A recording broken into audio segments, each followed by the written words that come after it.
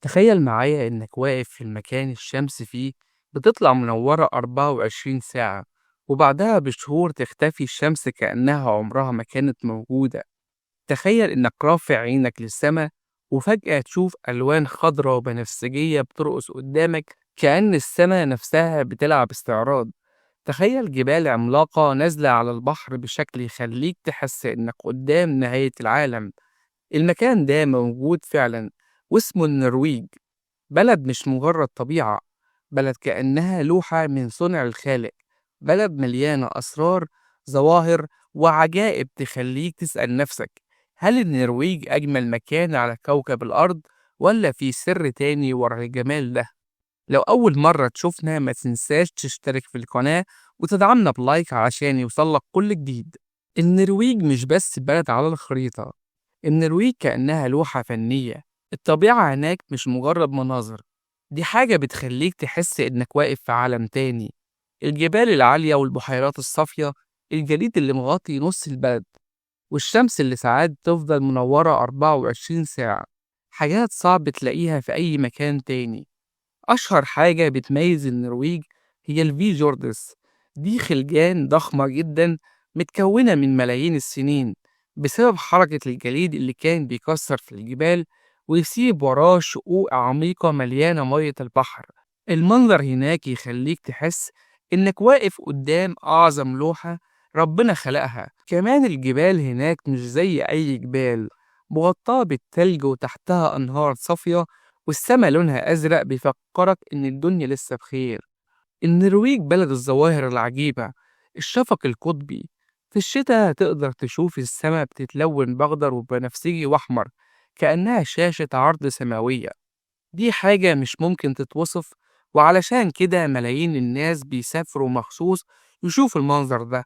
شمس منتصف الليل، في الصيف خصوصا في شمال النرويج الشمس ما بتغيبش 24 ساعة نهار. تخيل إنك الساعة 12 بالليل والشمس منورة الدنيا عادي كأنها الظهر. والعكس بيحصل في الشتاء، تلاقي الليل مسيطر على البلد كلها الأيام وأسابيع. رغم إن البلد طبيعتها جامدة جدا، لكن المدن هناك متطورة وهادية في نفس الوقت. أوسلو العاصمة، مدينة حديثة مليانة متاحف وفنون وابتكارات. برجن، مدينة ساحلية بيوتها ملونة وبتطل على الفرد وبتعتبر مدخل لعالم الطبيعة.